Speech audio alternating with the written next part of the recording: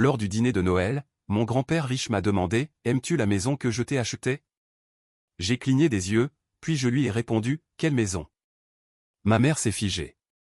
Grand-père s'est levé, s'est tourné vers mes parents et a hurlé « Montrez-moi l'acte notarié, tout de suite !»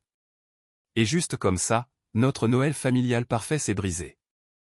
Le silence dans la pièce était assourdissant, alors que 20 ans de mensonges commençaient à se dérouler sous mes yeux. Je n'aurais jamais imaginé découvrir que les personnes en qui j'avais le plus confiance me volaient depuis ma naissance. Je m'appelle Noël Williams, et jusqu'à ce jour de Noël, je pensais connaître ma famille. J'avais 26 ans, et je travaillais comme graphiste dans une petite agence du centre-ville de Seattle. Le salaire était correct, mais sans plus. Je vivais dans un minuscule studio qui coûtait beaucoup trop cher, je mangeais des ramen plus souvent que je ne voulais l'admettre, et je m'inquiétais constamment de mes remboursements de prêts étudiants. Mais j'arrivais à m'en sortir, du moins, c'est ce que je pensais. Mon grand-père, Theodore Williams, ou Théo comme il insistait pour qu'on l'appelle, était le patriarche de la famille, un millionnaire autodidacte qui avait bâti sa fortune dans l'immobilier commercial durant les années 80 et 90. Il possédait des douzaines de propriétés à travers l'État de Washington. Il avait grandi pauvre, dans le Montana rural, fils d'un mineur de charbon, et il n'avait jamais oublié ses origines, même après avoir réussi. Le travail acharné et l'honnêteté, me disait-il quand j'étais enfant, ces deux choses t'emmèneront plus loin que n'importe quel diplôme sophistiqué. Il avait une voix grave et tonitruante qui imposait le respect, mais ses yeux s'adoucissaient toujours lorsqu'il me regardait. Mes parents, Jacques et Martha, géraient plusieurs des propriétés de grand-père Théo. Ils vivaient confortablement dans une belle maison de style colonial, dans l'un des quartiers chics de Seattle. Mon père s'occupait du côté commercial, tandis que ma mère gérait les relations avec les locataires. Ils étaient toujours occupés, toujours à parler de propriété et d'investissement quand j'étais petite. En grandissant, j'idolâtrais mon grand-père. Il était strict, mais juste, exigeant, mais généreux. Quand j'ai obtenu mon diplôme du lycée avec mention, il m'a emmené à New York pendant une semaine. Quand j'ai été accepté à l'école d'art, c'est lui qui m'a dit de suivre ma passion, même quand mes parents suggéraient des majeurs plus pratiques. Ta grand-mère était une artiste, m'a-t-il dit un jour, me montrant ses tableaux qui étaient toujours accrochés chez lui. Elle voyait la beauté là où les autres ne voyaient rien de spécial. Tu as le même don, Noël. Le Noël dans le manoir de grand-père Théo était une tradition familiale.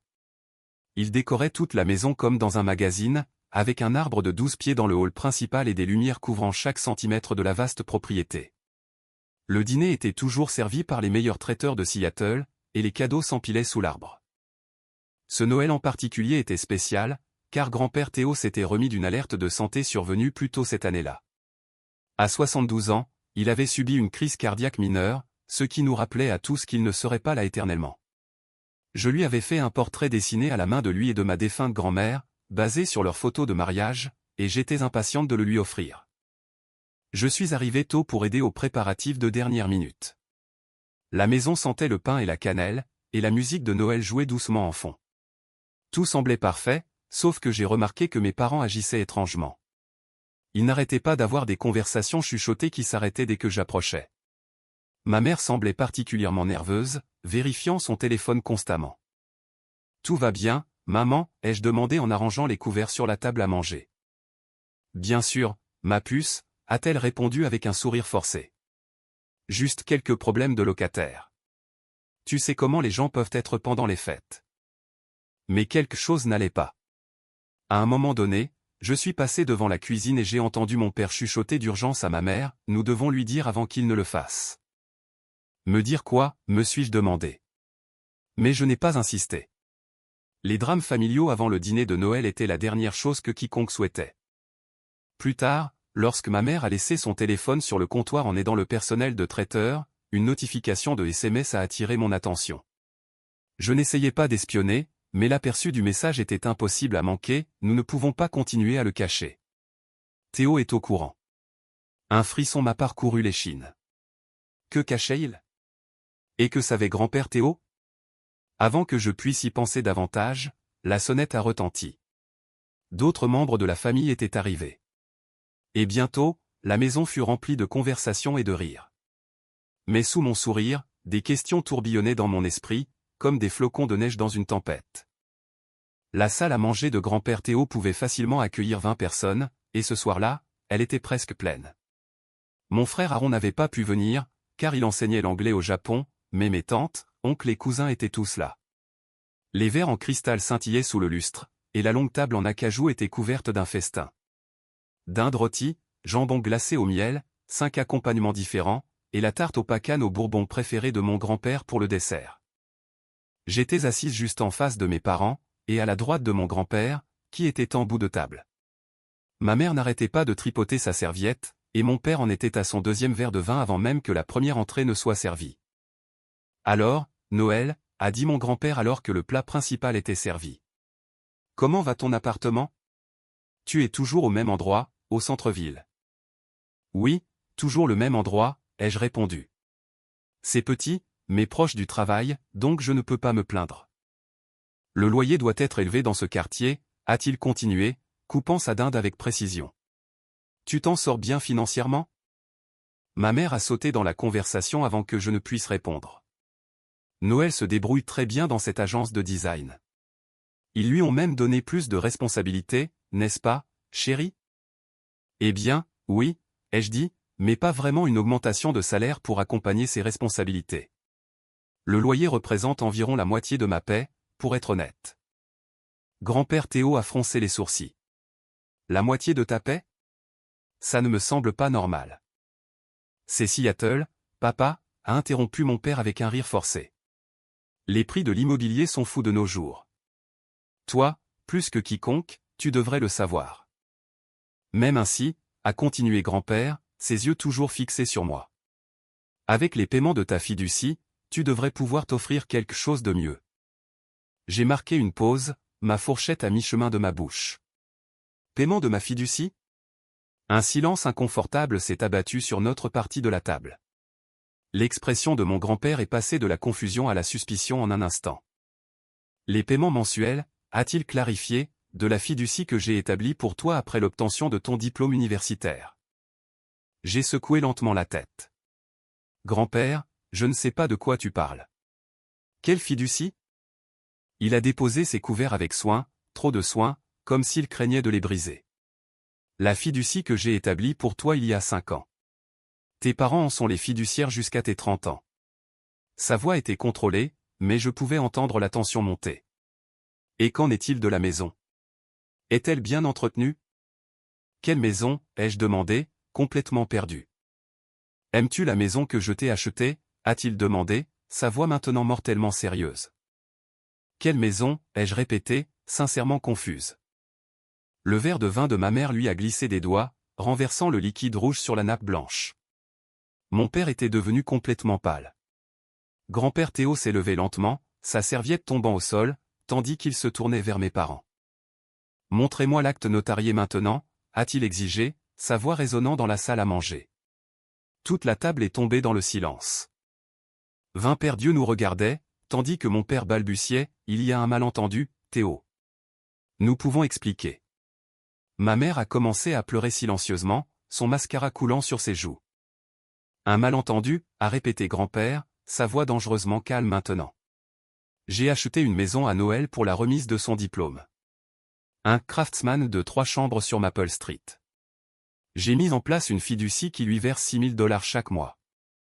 Êtes-vous en train de me dire qu'elle n'est au courant de rien de tout cela? J'avais l'impression de ne plus pouvoir respirer. $6 000 par mois, une maison, pendant 5 ans.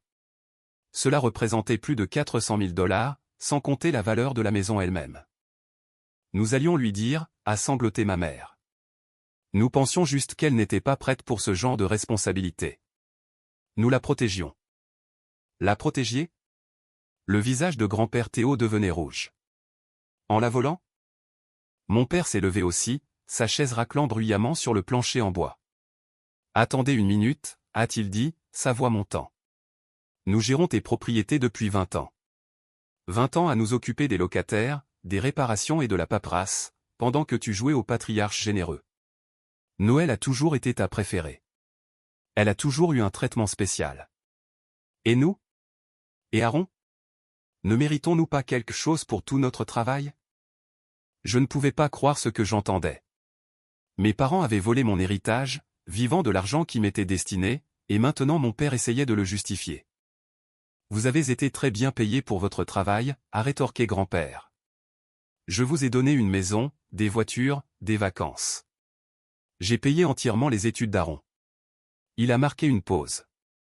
Et c'est ainsi que vous me remerciez? En volant votre propre fille? Le visage de mon père s'est tordu de colère. Nous méritions plus. Nous avons bâti ton empire pendant que tu prenais tout le crédit. Arrêtez, ai-je crié, me surprenant moi-même par le volume de ma voix. Arrêtez, tout de suite. Est-ce vrai que vous m'avez caché une maison et une fiducie pendant 5 ans? Ma mère ne pouvait pas me regarder dans les yeux. Nous louions la maison, a-t-elle admis doucement. Le marché est tellement bon en ce moment. Et nous mettions de côté une partie de l'argent de la fiducie pour toi. Honnêtement, nous le faisions. Une partie, a demandé grand-père Théo sèchement. Et le reste? Personne n'a répondu. Mais le silence disait tout. Combien de mon argent avez-vous réellement mis de côté, ai-je demandé, ma voix tremblante. Plus de silence. C'est bien ce que je pensais, ai-je dit, me levant. J'ai besoin d'air. Je suis sorti de la salle à manger avec toute la dignité que je pouvais rassembler.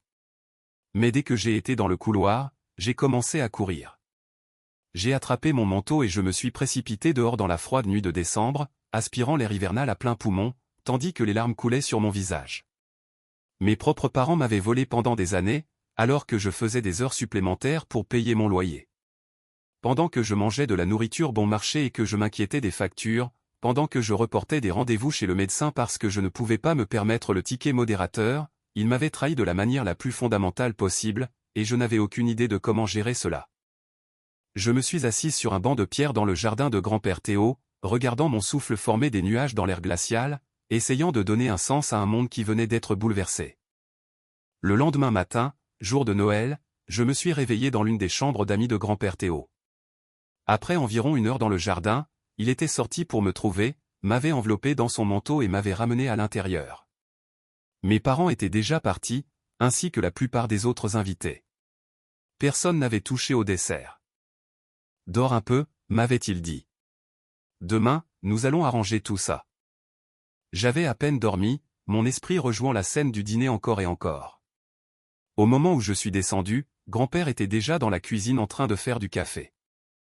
Joyeux Noël, a-t-il dit doucement, me tendant une tasse fumante. L'est-ce vraiment, ai-je demandé, acceptant le café avec gratitude. Il a soupiré, le poids de ses 72 ans se lisant sur son visage. Non, je suppose que non. Mais nous allons arranger les choses. Avant tout, je veux te montrer quelque chose. Après un petit déjeuner rapide, nous sommes montés dans sa Mercedes et avons traversé la ville. Nous nous sommes arrêtés devant une belle maison de style Craftsman avec un large porche avant et des érables adultes dans la cour. Celle-ci est à toi, a dit grand-père Théo simplement. Je l'ai achetée pour toi il y a 5 ans, lorsque tu as obtenu ton diplôme universitaire. J'ai fixé la maison avec incrédulité. C'était exactement le genre de maison que j'avais toujours rêvé de posséder un jour, avec un caractère et un charme que les nouvelles constructions n'avaient tout simplement pas. Pouvons-nous entrer, ai-je demandé. Grand-père a secoué la tête. Pas aujourd'hui. Tes parents y ont des locataires sous contrat de location. Nous devrons gérer ça légalement, mais bientôt, je te le promets. Ensuite, nous nous sommes dirigés vers le centre-ville, vers un immeuble de bureaux élégants. L'annuaire du hall indiquait Harrison Law Office au 10e étage. Grand-père Théo avait clairement un rendez-vous. Le réceptionniste nous a immédiatement conduits dans un bureau d'angle avec des fenêtres allant du sol au plafond, donnant sur la ville. Jeffrey Harrison était un homme soigné d'une 50aine d'années, avec des cheveux poivre et sel et des lunettes à monture métallique. Il a salué chaleureusement mon grand-père avant de se tourner vers moi avec un sourire sympathique. Noël. Je suis désolé de vous rencontrer dans ces circonstances, a-t-il dit, me serrant la main. Je suis l'avocat de votre grand-père depuis 20 ans, et j'ai aidé à mettre en place votre fiducie. Pendant l'heure suivante, Jeffrey a expliqué les détails de ce qui aurait dû m'appartenir. La fiducie avait été établie il y a 5 ans avec un dépôt initial de $100 000, plus des contributions mensuelles provenant des revenus locatifs de 3 propriétés commerciales. Après les frais de gestion et les taxes, environ $6 000 auraient dû être déposés sur mon compte chaque mois. Donc, sur 5 ans, ça fait. J'ai essayé de calculer dans ma tête, mais les chiffres étaient trop accablants. Environ 360 000 $ en paiement de fiducie, a confirmé Jeffrey. De plus, la maison vaut environ 500 000 $ sur le marché actuel. Les revenus locatifs de la maison des 5 dernières années s'élèvent à environ 140 000 $ supplémentaires. Je me suis senti étourdi, près d'1 million de dollars, alors que j'économisais chaque sou, m'inquiétais de mes prêts étudiants et vivais au jour le jour. Vos parents étaient les fiduciaires, a poursuivi Jeffrey. Ils avaient une responsabilité fiduciaire de gérer ces actifs dans votre meilleur intérêt. Au lieu de cela, il semble qu'ils aient détourné les fonds pour un usage personnel et aient conservé les revenus locatifs de votre propriété. Pouvons-nous les récupérer, ai-je demandé. Jeffrey et grand-père ont échangé un regard. Nous pouvons essayer, a dit Jeffrey avec prudence. Mais d'abord, nous devons déterminer exactement ce qui est arrivé à l'argent. J'ai déjà demandé les relevés bancaires. Et les accusations criminelles, a demandé grand-père Théo, sa voix serrée par la colère. C'est une option, a reconnu Jeffrey. Mais il serait peut-être préférable d'essayer de résoudre cela au civil d'abord. Ce sont toujours ses parents. Mes parents. J'avais été tellement choqué et en colère que je n'avais même pas essayé de les contacter depuis le dîner. Maintenant, j'ai sorti mon téléphone. Aucun appel ni SMS de l'un ou de l'autre. J'ai besoin de leur parler, ai-je dit. Êtes-vous sûr que ce soit judicieux, a demandé grand-père. Non, ai-je admis. Mais j'ai besoin d'entendre ce qu'ils ont à dire pour leur défense. Après avoir quitté le bureau de Jeffrey, j'ai demandé à grand-père de me déposer chez mes parents. Il était réticent, mais a accepté, me faisant promettre de l'appeler si les choses devenaient difficiles. La maison où j'ai grandi avait l'air la même que toujours, décorée pour Noël avec des couronnes et des lumières scintillantes. Cela ressemblait à un mensonge maintenant, une jolie façade cachant d'horribles secrets. Mon père a ouvert la porte, son expression méfiante. Noël, entre. Ma mère était dans le salon, les yeux rouges d'avoir pleuré. L'arbre de Noël dans le coin était entouré de cadeaux non ouverts. Où est mon argent, ai-je demandé sans préambule. Assieds-toi, s'il te plaît, a dit ma mère. Nous devons t'expliquer. Je suis resté debout. Expliquer quoi? Comment vous m'avez volé? Comment vous m'avez regardé me débattre financièrement pendant des années, alors que vous étiez assis sur une fortune qui m'était légitimement due? Nous te protégions, a insisté mon père. Tu étais trop immature pour gérer ce genre d'argent. Tu aurais tout gaspillé. Ce n'était pas à vous de prendre cette décision, ai-je crié. C'était mon argent, ma maison. Tu avais 21 ans, a dit ma mère. À peine sorti de l'école d'art, sans expérience du monde réel. Nous allions te le dire éventuellement, quand tu serais prête. Prête, ai-je répété, incrédule. J'ai 26 ans. Je travaille à temps plein depuis 5 ans. Quand exactement aurais-je été prête? Mes parents ont échangé des regards, mais n'ont rien dit. La vérité, c'est que vous n'alliez jamais me le dire, ai-je continué. Vous vous êtes habitué à avoir accès à mon argent. Vous aimiez le contrôler, me contrôler? Ce n'est pas juste, a protesté mon père. Pas juste? J'étais presque en train de crier maintenant. Vous m'avez volé près d'1 million de dollars. Vous m'avez laissé me débattre, m'inquiéter et me sacrifier pendant que vous faisiez quoi? Prenez des vacances, achetez des voitures de luxe. Qu'avez-vous fait de mon argent? Nous avons des dépenses aussi, Noël, a dit mon père, sur la défensive. Le style de vie que ton grand-père s'attendait à ce que nous maintenions n'est pas bon marché.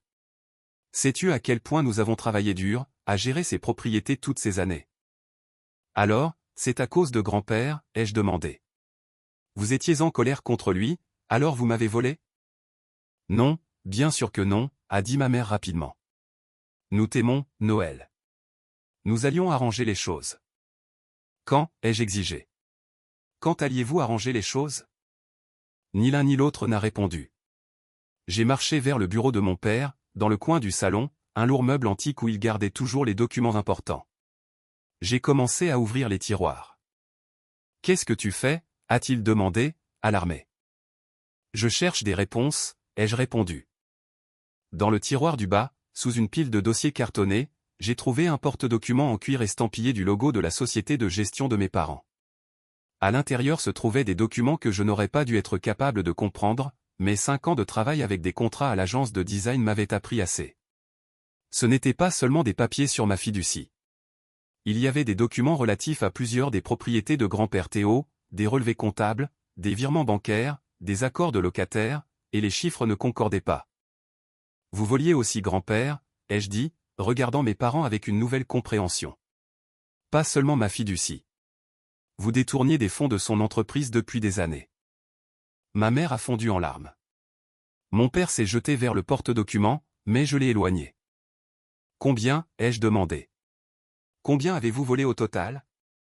Tu ne comprends pas la pression que nous subissions, a dit mon père, sa voix devenant soudain suppliante plutôt que défensive. Les attentes de ton grand-père, les heures que nous travaillons. Nous méritions une compensation. Il vous a payé. Il vous a donné une maison, des voitures, tout. Ce n'était pas suffisant, a insisté mon père. Pas pour ce que nous avons fait pour lui. J'ai fourré le porte-document dans mon sac. J'apporte ça à grand-père et à Jeffrey. Noël, attends, a supplié ma mère. Nous pouvons régler ça en famille. Il n'y a pas besoin d'aggraver les choses. J'ai regardé la femme qui m'avait élevé, qui m'avait bordé la nuit et pensé mes genoux écorchés, qui m'avait appris à lire et à faire des biscuits. Et j'ai réalisé que je ne la connaissais pas du tout.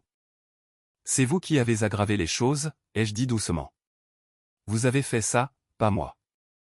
Je suis sorti de la maison sans me retourner, le porte-document serré contre ma poitrine, contenant la preuve que la trahison de ma famille était encore plus profonde que je ne l'avais imaginé. Les jours suivants Noël ont passé dans un tourbillon de réunions avec des avocats, des comptables et des responsables bancaires. Les preuves contenues dans le porte-document étaient accablantes. Mes parents n'avaient pas seulement volé ma fiducie. Ils avaient systématiquement détourné des fonds de l'entreprise de grand-père Théo pendant des années, prélevant sur les frais de gestion immobilière, gonflant les coûts d'entretien, et créant même de faux locataires dans certains immeubles pour empocher les loyers. J'ai lutté avec l'idée de tout montrer à mon grand-père. Il se remettait encore de sa crise cardiaque plus tôt cette année-là, et je craignais que l'ampleur totale de la trahison de mes parents ne soit trop lourde pour lui. Mais le lui cacher me semblait aussi mal. Comme si je participais à la tromperie. Il doit savoir, ai-je finalement décidé, assise dans le bureau de Jeffrey 3 jours après Noël. Il leur a fait entièrement confiance. Il mérite la vérité. Quand nous avons montré les preuves à grand-père Théo, il est resté assis, très immobile, ses mains burinées reposant sur les accoudoirs de sa chaise.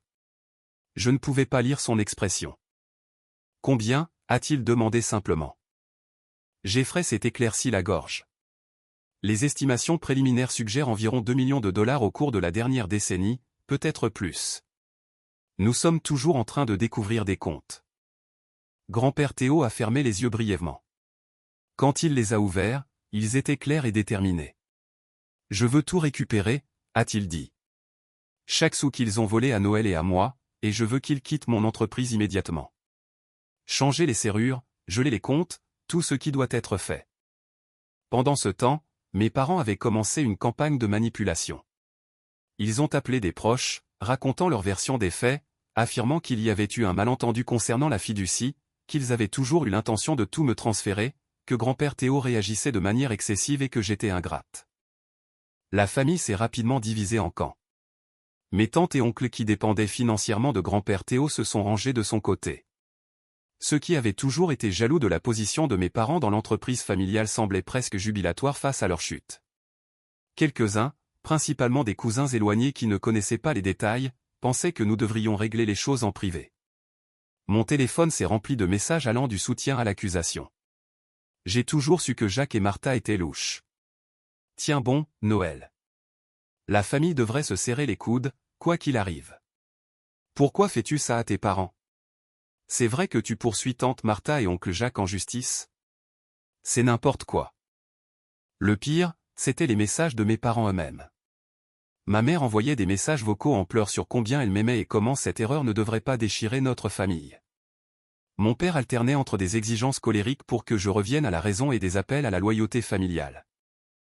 Un jour, ils se sont même présentés à mon lieu de travail.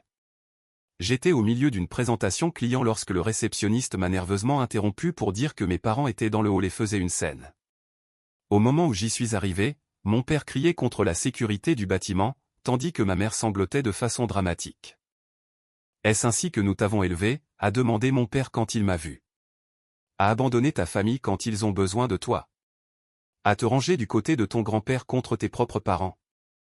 Vous devez partir, ai-je dit, mortifié, tandis que des collègues et des étrangers regardaient le drame se dérouler. Nous n'aurions pas eu besoin de venir ici si tu avais répondu à nos appels, a-t-il crié. La sécurité les a finalement escortés dehors, mais le mal était fait.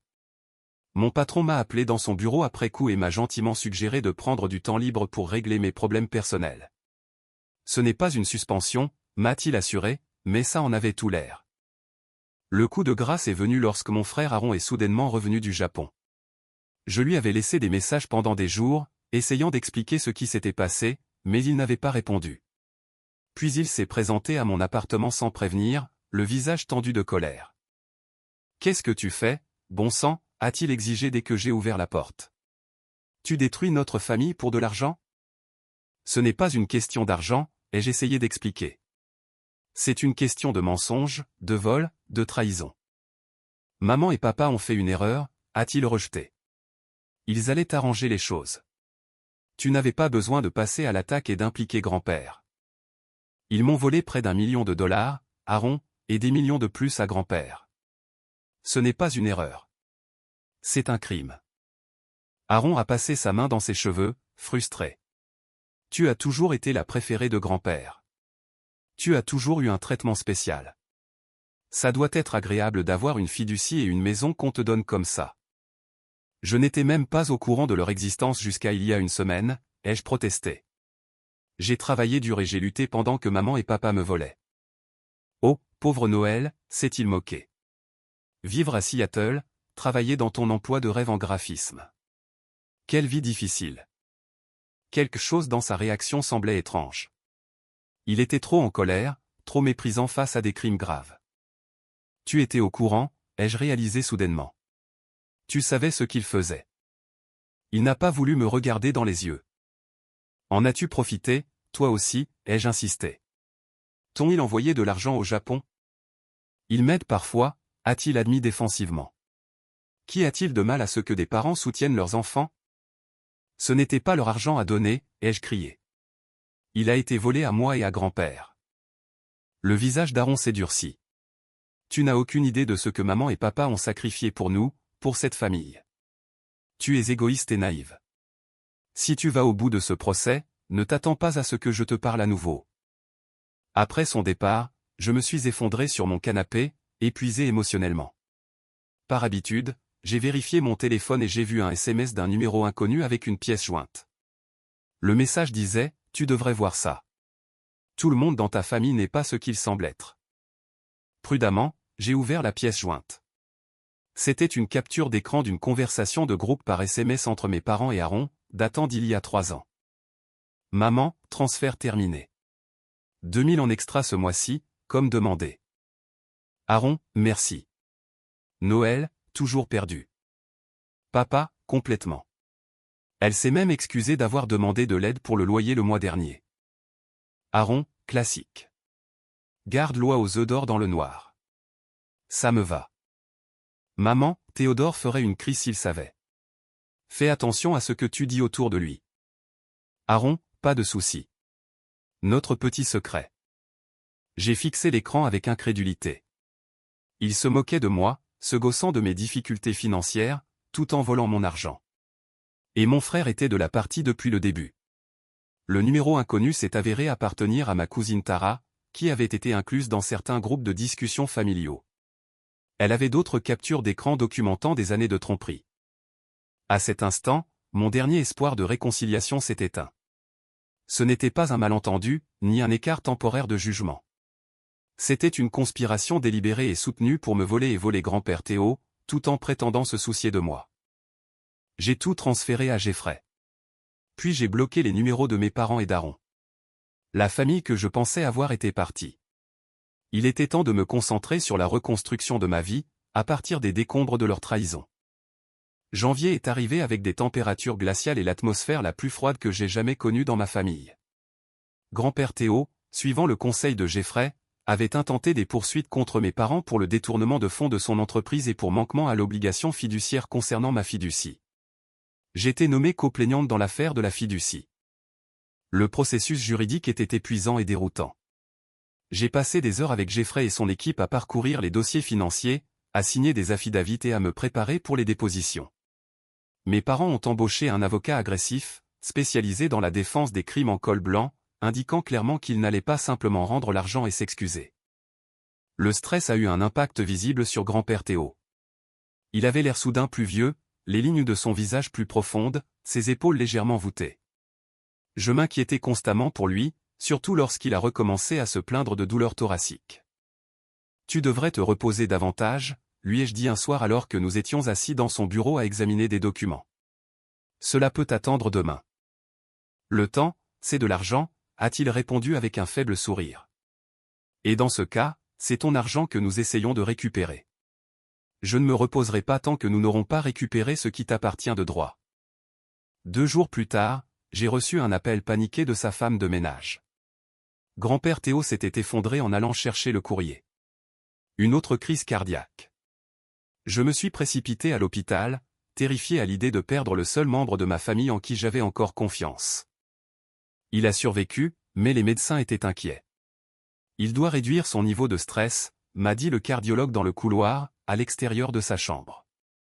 Son cœur ne peut plus supporter beaucoup plus de cela. Quand j'ai finalement été autorisé à le voir, il avait l'air petit et vulnérable dans le lit d'hôpital, branché à des moniteurs et une perfusion.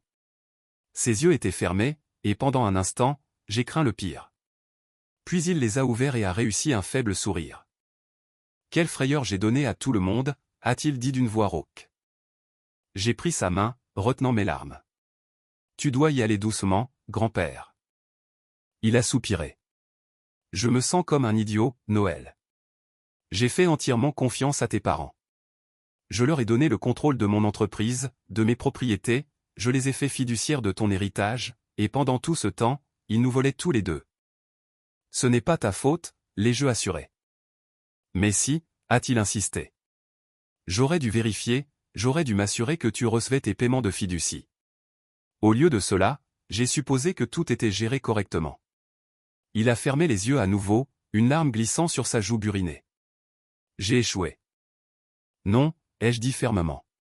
Ils nous ont fait défaut à tous les deux, mais nous allons arranger ça ensemble. Pour l'instant, cependant, tu dois te concentrer sur ta guérison. Pendant que grand-père Théo se rétablissait à l'hôpital, ma propre vie continuait de se désagréger. Mon congé temporaire du travail s'était prolongé à plus de 3 semaines, et mon patron laissait entendre qu'il devrait pourvoir mon poste si je ne pouvais pas revenir bientôt. Mon anxiété était à son comble. Je ne pouvais pas dormir, je ne pouvais pas me concentrer, je ne pouvais même pas profiter des choses qui m'apportaient habituellement du réconfort, comme dessiner ou regarder des films. J'ai finalement admis que j'avais besoin d'aide et j'ai commencé à consulter une thérapeute, Dr Winters. Lors de notre première séance, j'ai raconté toute l'histoire sordide, de la révélation du dîner de Noël à la bataille juridique en cours. Ce que vous vivez est une forme de traumatisme de trahison, a-t-elle expliqué. Lorsque les personnes en qui nous avons fondamentalement confiance violent cette confiance, surtout les parents, cela ébranle tout notre sentiment de sécurité et d'identité. J'ai l'impression que je ne sais même plus qui je suis, ai-je avoué. Tout ce que je pensais de ma famille, de mon enfance, de mes relations, me semble être un mensonge. C'est une réaction naturelle, m'a-t-elle assuré. Votre cerveau doit retraiter des années de souvenirs dans un nouveau contexte. C'est comme découvrir soudainement que la carte que vous suiviez était complètement fausse. La thérapie a aidé, mais mes problèmes pratiques ont continué de s'accumuler. Mon immeuble a été vendu à un promoteur qui prévoyait de convertir les unités en condominium. Tous les locataires ont reçu un avis indiquant que nos baux ne seraient pas renouvelés. J'avais 60 jours pour trouver un nouveau logement. Pendant ce temps, mes parents ont déposé une contre-plainte, affirmant qu'ils avaient des accords verbaux avec grand-père Théo concernant la compensation pour la gestion de ses propriétés. Ils alléguaient que la fiducie et la maison faisaient en fait partie de cette compensation, et n'étaient pas des cadeaux destinés directement à moi. C'est une tactique de diversion, a expliqué Jeffrey lorsque je lui ai montré la plainte. Ils essaient de compliquer l'affaire et de la faire traîner, espérant que votre grand-père abandonnera ou acceptera un règlement moins important. Plus troublant encore, mes parents semblaient cacher des actifs. Les enquêteurs financiers de Jeffrey ont découvert qu'ils avaient liquidé des comptes d'investissement et transféré des fonds vers des banques offshore dans les mois précédant Noël. Presque comme s'ils avaient su que leur plan était sur le point d'être révélé. Comment aurait-il pu savoir, ai-je demandé. Votre grand-père posait plus de questions sur les finances de son entreprise, a expliqué Jeffrey. Il était préoccupé par certaines incohérences qu'il a remarquées après que sa crise cardiaque l'ait incité à mettre ses affaires en ordre. Vos parents ont pu sentir qu'il devenait méfiant. Comme si tout cela ne suffisait pas, j'ai reçu un SMS de Tyler, mon ex-petit ami, qui avait rompu avec moi 2 ans plus tôt. Nous étions sortis ensemble pendant 3 ans, et j'avais été complètement prise au dépourvu lorsqu'il avait soudainement mis fin à notre relation, affirmant que j'étais financièrement irresponsable et qu'il ne pouvait pas construire un avenir avec quelqu'un qui ne savait pas gérer l'argent. Je viens d'apprendre ce qui s'est passé avec tes parents, disait son message. Peut-on parler? Il y a quelque chose que tu devrais savoir. Contre mon meilleur jugement, j'ai accepté de le rencontrer pour un café. Tyler avait le même aspect. Beau d'une manière conventionnelle, avec sa coupe de cheveux soignée et sa chemise boutonnée. Il semblait nerveux, tripotant sa tasse de café. « Je te dois des excuses », a-t-il commencé. Et une explication. Ce qu'il m'a dit ensuite m'a rendu physiquement malade. Tes parents m'ont approché environ 6 mois après le début de notre relation, a-t-il avoué. Ils ont dit qu'ils étaient préoccupés par tes habitudes de dépenses et qu'ils voulaient s'assurer que tu étais responsable. Ils m'ont proposé de me payer pour surveiller tes finances et leur faire un rapport. Ils ont fait quoi? Ai-je chuchoté, sentant le café trembler autour de moi. Au début, j'ai dit non, a-t-il poursuivi, mais ils ont été persistants. Ils ont augmenté le montant, et finalement, j'ai accepté. Ça a commencé petit, juste leur faire savoir si tu faisais de gros achats, mais avec le temps, ils voulaient plus de détails. Donc, tu m'espionnais pour de l'argent? Je ne pouvais pas croire ce que j'entendais. Il a eu la décence d'avoir l'air honteux.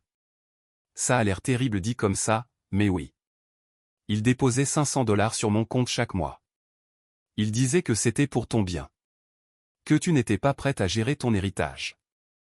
Quel héritage? Je n'étais même pas au courant. C'est ça, a dit Tyler. Ils m'ont parlé de la fiducie et de la maison. Ils ont dit qu'ils les géraient jusqu'à ce que tu sois plus mature financièrement. Je pensais que tu étais au courant, mais que tu n'étais simplement pas autorisé à y accéder encore. Je me suis senti mal. Alors, quand tu as rompu avec moi? Ils ne pouvaient pas croiser mon regard. Ils m'ont dit de faire en sorte que ça tourne autour de tes habitudes financières. Ils pensaient que si tu croyais que tu étais mauvaise avec l'argent, tu ne te demanderais pas pourquoi tu n'en avais jamais assez. Ils avaient peur que si nous devenions plus sérieux, tu puisses commencer à te demander pourquoi j'avais l'air d'avoir plus d'argent que toi, même si nous avions des emplois similaires. Je me suis levé, manquant de renverser ma chaise. Tu m'as laissé croire que je n'étais pas assez bien, que j'étais irresponsable et immature. Tu m'as brisé le cœur pour un chèque de paie mensuel. Je suis désolé, Noël, a-t-il dit misérablement. Je sais que ça ne compense rien, mais je voulais que tu saches la vérité. Tes parents ont manipulé beaucoup de gens, y compris moi. Je suis sorti du café, étourdi, une autre partie de mon passé à jamais entachée par la tromperie de mes parents. Ils n'avaient pas seulement volé mon argent. Ils avaient activement travaillé pour me maintenir en situation d'insécurité financière et de dépendance émotionnelle. Ils avaient payé mon petit ami pour m'espionner, puis m'avaient largué d'une manière qui renforcerait leur récit selon lequel je n'étais pas prête pour l'indépendance financière. La révélation m'a fait me sentir plus seul que jamais. À qui pouvais-je faire confiance si les personnes les plus proches de moi conspiraient contre moi depuis des années? La seule réponse qui me venait à l'esprit était grand-père Théo, et même lui était maintenant dans un lit d'hôpital à cause de tout ça. Cette nuit-là, je me suis assise sur le sol de mon futur ex-appartement, entouré de cartons à moitié emballés, et je me suis permis de pleurer pour tout ce que j'avais perdu. Ma famille, ma maison, mon sentiment de sécurité et des années de ma vie passée à lutter inutilement.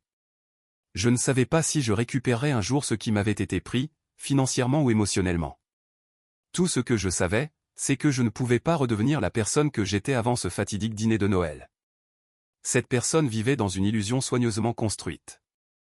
Et maintenant que l'illusion était brisée, je devais découvrir qui j'étais vraiment et ce que je voulais vraiment. Février a apporté de la pluie verglaçante et le début des procédures judiciaires. Grand-père Théo était sorti de l'hôpital, mais avait des ordres stricts d'éviter le stress. Plus facile à dire qu'à faire quand votre propre fils essaie de justifier le vol de millions de dollars avoués à votre petite fille. La stratégie de défense de mes parents est devenue claire lors de la première audience. Peindre grand-père Théo comme un patriarche contrôlant qui utilisait l'argent pour manipuler la famille, et moi, comme sa favorite gâtée et naïve, qui ne comprenait pas les complexités des arrangements commerciaux familiaux. Theodore Williams a toujours utilisé sa richesse comme une arme, a plaidé leur avocat devant le juge. Il agitait des récompenses financières pour assurer la conformité et les retenait comme punition. Mes clients ont simplement reçu ce qui leur avait été promis par des accords verbaux pour des années de service dévoué. J'étais assise à côté de Jeffrey, essayant de maintenir une expression neutre, tandis que l'avocat accusait essentiellement mon grand-père d'être un abuseur financier et mes parents d'être ses victimes. Quant à la fiducie et à la propriété prétendument destinée à Noel Williams, a poursuivi l'avocat, mes clients ont reçu des instructions explicites de Theodore de gérer ses actifs jusqu'à ce que mademoiselle Williams démontre une maturité financière. Leurs actions étaient dans l'esprit de leur responsabilité fiduciaire, si ce n'est dans la lettre stricte. Jeffrey a démoli ces arguments systématiquement, présentant des relevés bancaires, montrant le vol systématique, des documents de fiducie avec un langage clair sur mon droit au fond, et des témoignages d'autres associés commerciaux sur la générosité avec laquelle grand-père Théo avait toujours compensé mes parents. Mais ce à quoi je n'étais pas préparé, c'était à quel point les attaques deviendraient personnelles. Pendant ma déposition, l'avocat de mes parents a essayé de me dépeindre comme irresponsable et privilégié. Il a évoqué chaque erreur financière que j'avais jamais commise, la carte de crédit que j'avais épuisée à l'université, la fois où j'avais fait un chèque sans provision pour le loyer, même une amende de stationnement que j'avais payée en retard. N'est-il pas vrai que votre grand-père vous a toujours favorisé par rapport à votre frère, a-t-il demandé.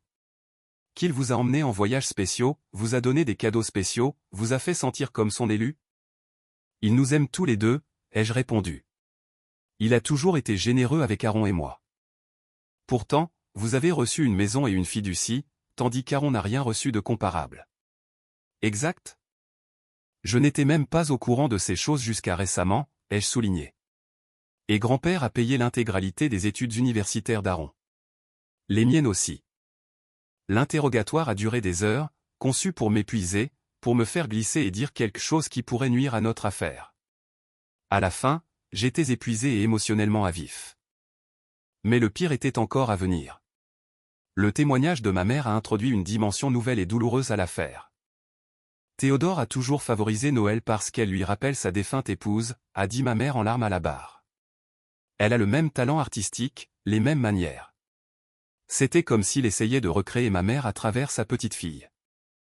Elle a continué en affirmant que grand-père Théo avait toujours été contrôlant et que mon père avait travaillé sans relâche pour construire l'entreprise immobilière, tandis que mon grand-père s'attribuait le mérite. La fiducie et la maison étaient la façon de Théodore de s'assurer que Noël serait dépendante de lui, tout comme ma mère l'était, a-t-elle témoigné. Nous essayions de la protéger de sa manipulation. Nous voulions qu'elle tienne sur ses deux pieds, qu'elle soit indépendante. C'était une performance magistrale, mélangeant vérité, demi-vérité et mensonge pur, d'une manière qui rendait difficile de démêler le vrai du faux. Je savais que mon grand-père avait profondément aimé ma grand-mère et qu'il voyait son talent artistique en moi.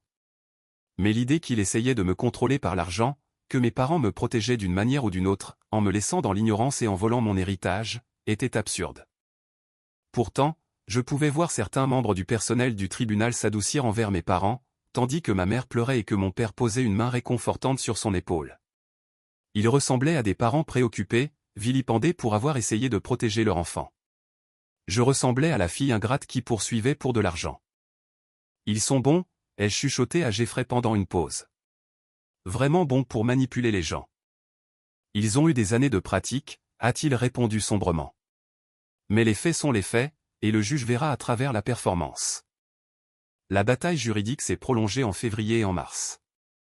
L'audience initiale a conduit à d'autres découvertes, plus de dépositions, des experts financiers témoignant sur les pratiques comptables et les responsabilités fiduciaires. Chaque jour semblait apporter une nouvelle attaque, une nouvelle accusation, un nouveau secret de famille exposé à l'examen public. Pendant ce temps, ma vie personnelle continuait de se détériorer. J'étais retourné au travail, mais ma performance en souffrait.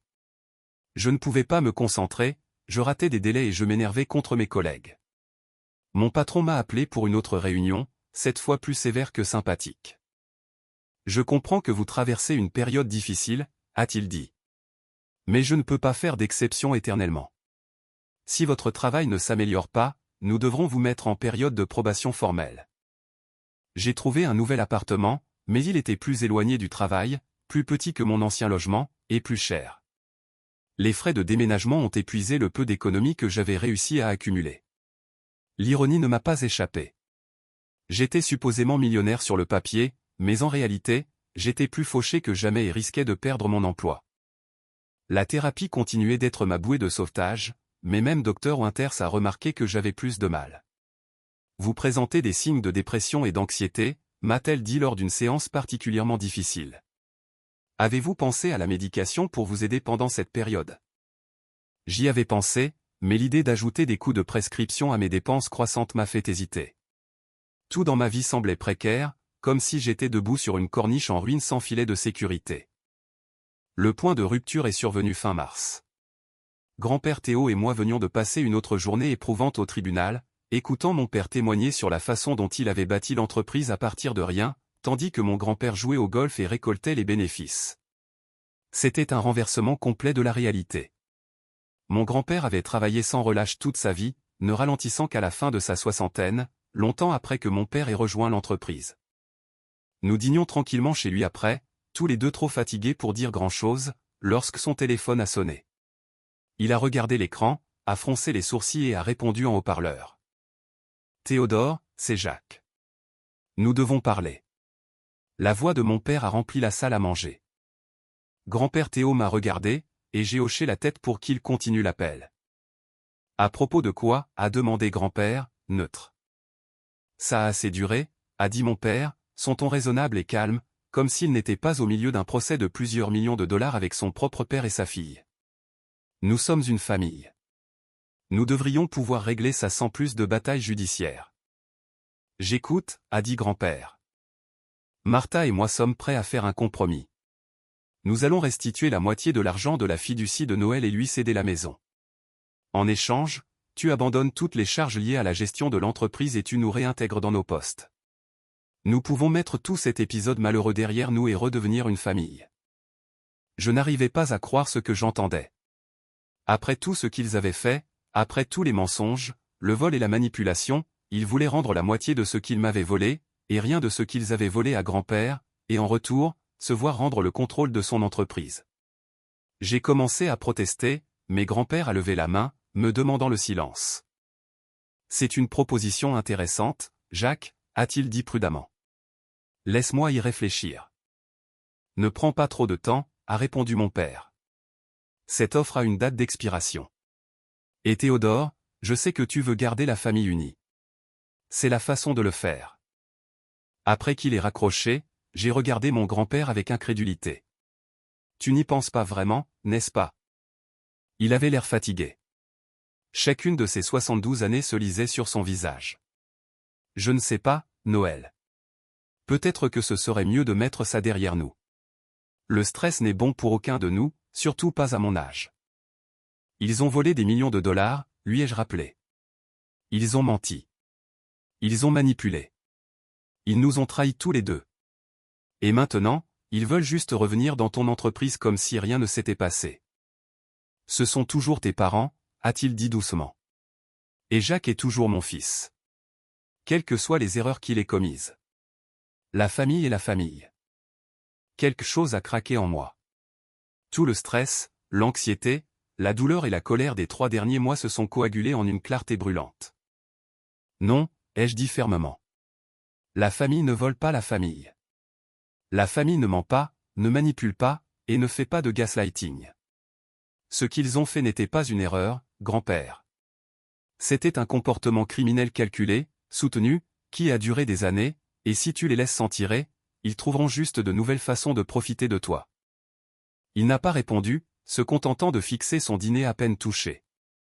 Je sais que tu es fatigué, ai-je continué, plus doucement maintenant. Je sais que la bataille juridique est épuisante, mais si nous abandonnons maintenant, tout ce que tu as construit, tout ce pourquoi tu as travaillé toutes ces années, se retrouvera entre les mains de personnes qui ont prouvé qu'on ne pouvait pas leur faire confiance. Est-ce vraiment ce que tu veux? Je veux juste la paix, a-t-il admis. Je veux récupérer ma famille. La famille que tu penses vouloir récupérer n'a jamais vraiment existé, ai-je dit, les larmes aux yeux. C'était une illusion, une performance. Mes parents nous ont montré qui ils sont vraiment. Maintenant, nous devons décider si nous allons les croire. Il m'a regardé, les yeux troublés. Je vais y réfléchir. J'ai quitté sa maison cette nuit-là avec le cœur lourd, incertaine si j'avais réussi à le convaincre. Le lendemain, j'ai reçu un SMS de lui me demandant de passer après le travail. Quand je suis arrivé, je l'ai trouvé dans son bureau avec une femme que je ne reconnaissais pas. Une femme soignée et professionnelle d'une 50aine d'années. Noël, voici Patricia Dalton, nous a-t-il présenté. Elle était mon assistante avant que ton père ne prenne plus d'opérations quotidiennes. Patricia m'a serré la main fermement. C'est bon de vous rencontrer enfin, Noël. Votre grand-père m'a beaucoup parlé de vous au fil des ans. Patricia m'a contacté après avoir entendu parler du procès, a expliqué grand-père. Elle a des informations qui pourraient être utiles à notre affaire. Au cours de l'heure suivante, Patricia a exposé un compte rendu dévastateur des pratiques commerciales de mon père, remontant à ses tout premiers jours dans l'entreprise. Elle avait des documents, des copies de courriels, des mémos, même des conversations enregistrées qui montraient que mon père détournait des fonds de l'entreprise presque depuis le début. J'ai essayé de te le dire il y a des années, a-t-elle dit à mon grand-père.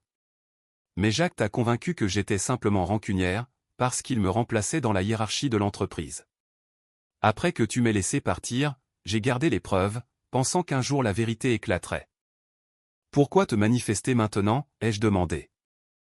Parce que votre grand-père a été bon avec moi pendant les 15 années où j'ai travaillé pour lui, a-t-elle répondu simplement. Et parce que ce que vos parents vous ont fait à tous les deux était mal. Certaines choses sont plus importantes que d'éviter les conflits. Après le départ de Patricia, grand-père Théo est resté assis tranquillement pendant longtemps. Finalement, il m'a regardé, son expression résolue. Pas d'accord, a-t-il dit.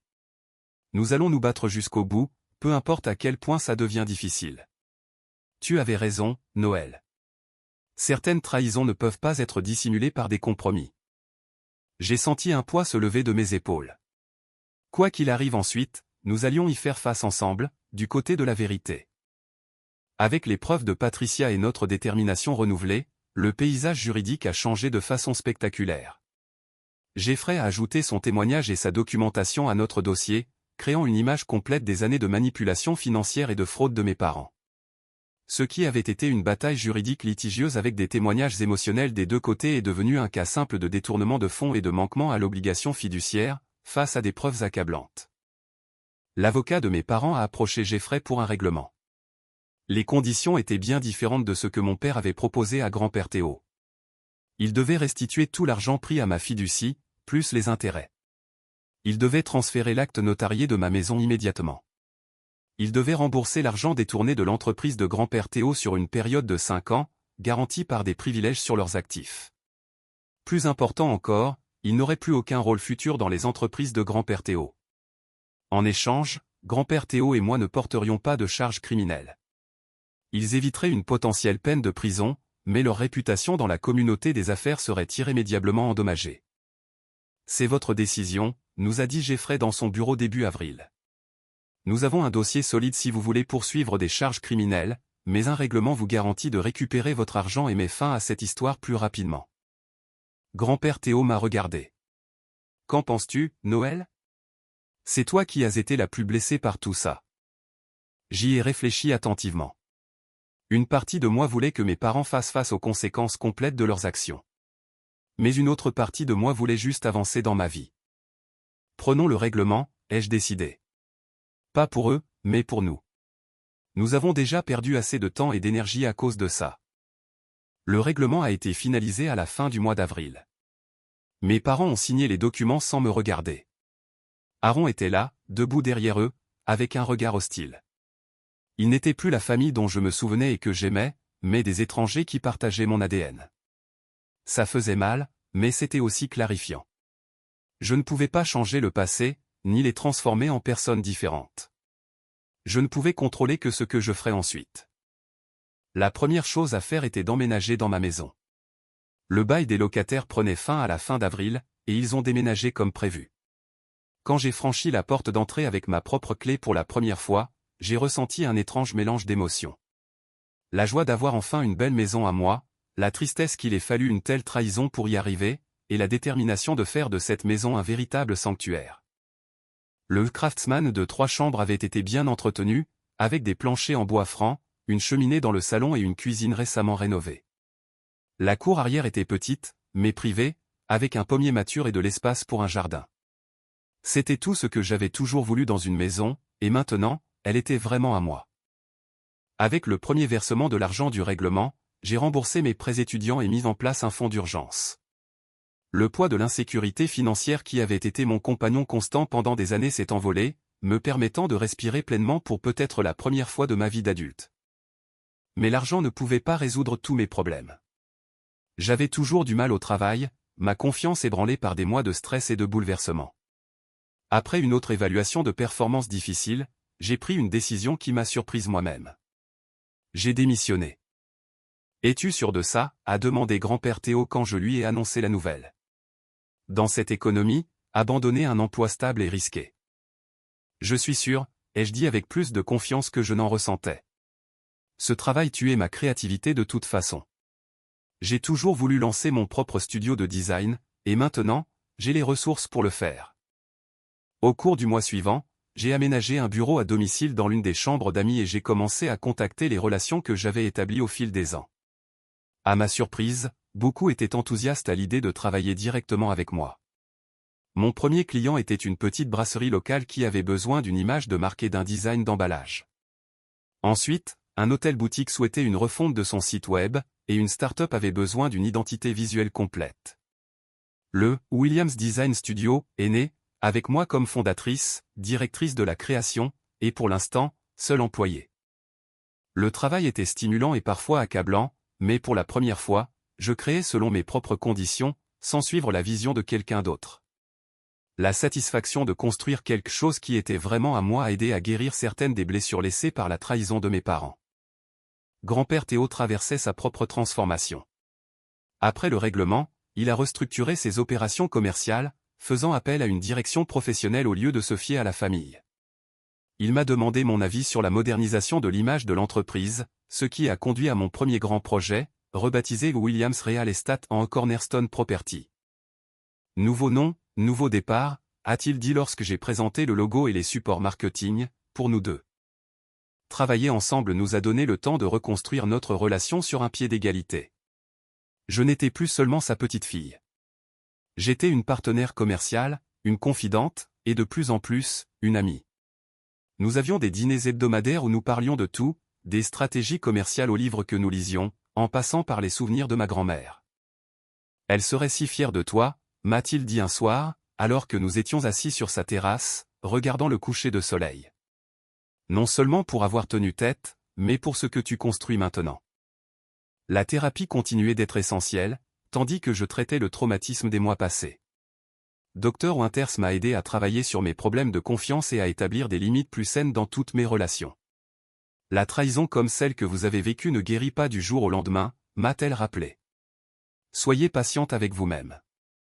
Progressivement, j'ai construit un nouveau système de soutien. Certains amis qui s'étaient éloignés pendant le procès sont revenus avec des excuses. D'autres sont restés partis, et j'ai appris à accepter que toutes les relations ne sont pas destinées à durer toute une vie. J'ai rejoint un groupe d'art local et j'ai rencontré des gens qui partageaient mes intérêts créatifs sans aucune connaissance de mon drame familial. J'ai même recommencé à sortir, prudemment, avec un photographe nommé Jack, qui comprenait mon besoin de prendre les choses lentement. L'été est arrivé, apportant un temps chaud et un sentiment de nouvelles possibilités. Mon entreprise prospérait. Ma maison devenait un foyer. Et j'avais des gens dans ma vie qui se souciaient sincèrement de moi, et non de ce qu'ils pouvaient obtenir de moi. Je n'avais aucun contact avec mes parents ou Aaron. Parfois, je voyais leur nom dans la liste des appelants bloqués de mon téléphone et je ressentais une pointe de tristesse pour ce qui aurait pu être, mais je ne me sentais plus responsable de réparer une relation qu'ils avaient systématiquement détruite au fil des années de tromperie. À l'approche de Noël, je ressentais un mélange d'appréhension et de détermination. Le dernier Noël avait brisé mon monde. Celui-ci serait différent. Faisons quelque chose de complètement nouveau cette année, ai-je suggéré à grand-père Théo. Pas de grand dîner chez toi, pas de décorations élaborées, quelque chose de simple et de sincère. Nous avons fini par organiser un petit rassemblement chez moi.